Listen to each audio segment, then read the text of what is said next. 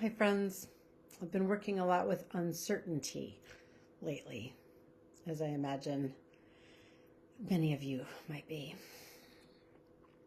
And this came up in our sangha last week, and I thought I would share a practice that's really helpful for me when dealing with uncertainty.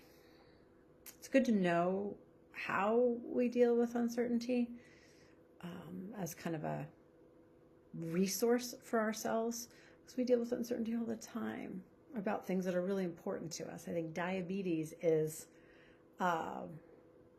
it's like getting a PhD in uncertainty instantly, right? The more we learn to deal with the fluctuations in our blood sugars, I don't have to give examples to you all. You know of which I speak. Uncertainty. Okay. So one of the best ways to come to present moment when uncertainty is taking us to the future and filling our minds with a running list of possibilities is to just come back to what we know and what's here in the breath, right? None of us know what's going to happen tomorrow. None of us really know what's going to happen in the next 5 minutes. What we do know is what we have right here, right now. So let's just practice the most basic of awareness practices. Give some options. Some of us feel really at home in our bodies. Some of us do not at all. Know thyself.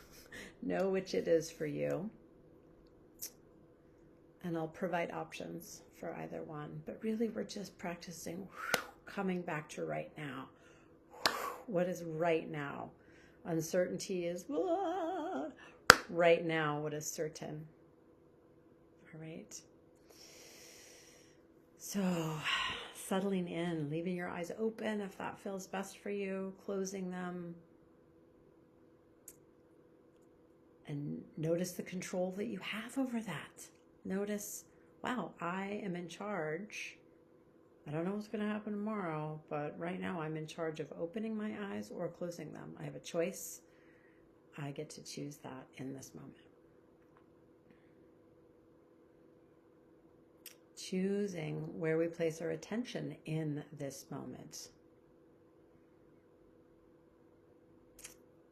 If it feels comfortable to be in your body and do a ground, align, and breathe practice. People who have practiced with me know this is one of my favorite ways to come to the present moment. Offer yourself this grounding, this sense of where am I supported right now? My feet, my seat. Bring awareness to the heaviness of the gravitational force. Grounding.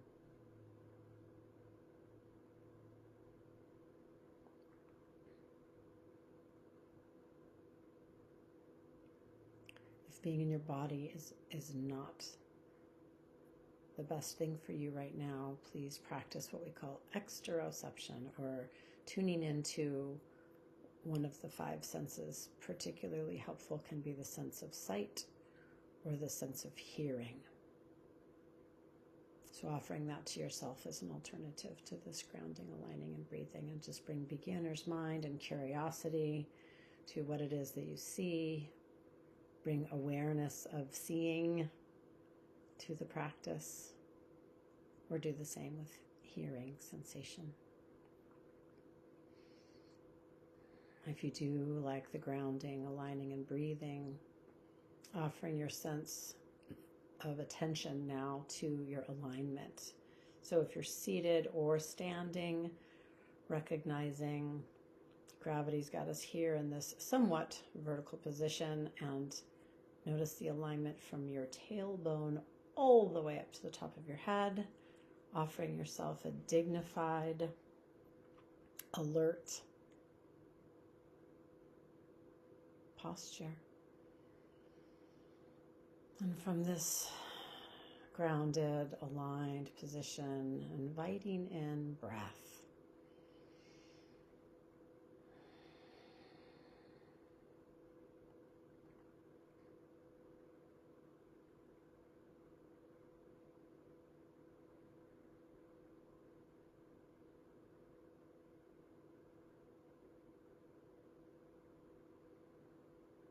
Noticing the texture, temperature, movement of air through the nostrils or the throat, chest, belly, perhaps.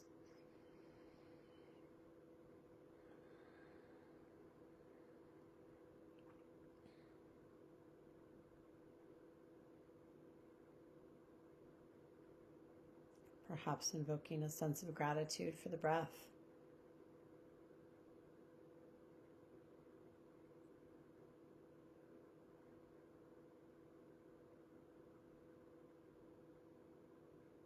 Gratitude for the body. A recognition of what is in this present moment.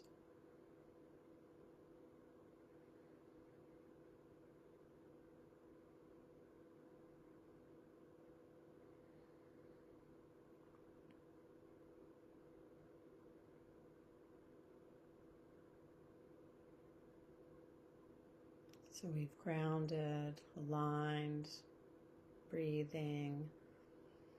The next step is to arrive again and again, as we've been doing, to this present moment with intentionality, with compassion, and with curiosity.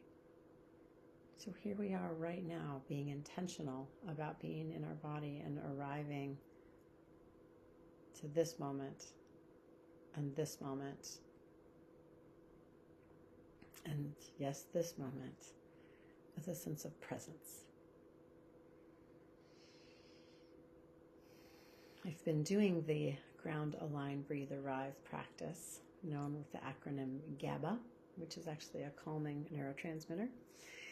If you are practicing this and you're interested, like, hey, I missed out on that looking with my eyes, we can all join in with that sense of just seeing what is right now. In this moment, I'm looking out my window in my home office. What I see today is different from what I saw yesterday. What I will see tomorrow is uncertain. What I know is what I see. Colors, textures, shapes, movement, stillness. This is certain.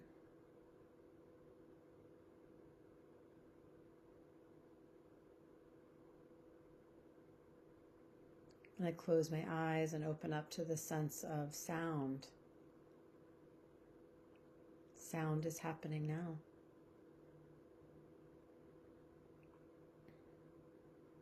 I'm not thinking about what sounds perhaps tomorrow will bring, or not really listening to or thinking about sounds I heard earlier.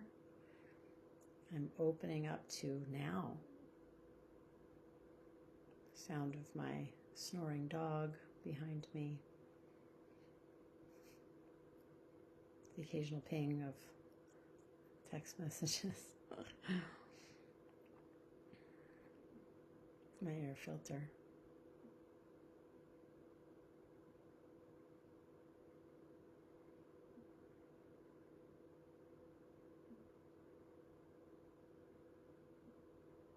And I come back again and again. The mind wanders, particularly if we're in a state of worry, fear, agitation, uncertainty. It can be very difficult for the mind to settle in the present moment. This is why we practice, because we get better at what we practice.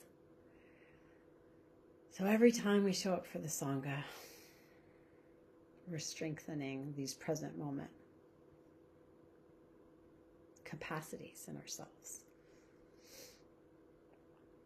every time we return to the breath, to the body, to the sounds in the moment, to the awareness of thinking happening, to the awareness of judgment happening, every time we wake up again, we're strengthening this power of attention. And from this awareness, we have more capacity to respond wisely, skillfully. A client of mine calls this increasing the response gap. So we go from being reactive potentially to having a little space to respond the way we want to having more and more capacity to have wise speech, wise action,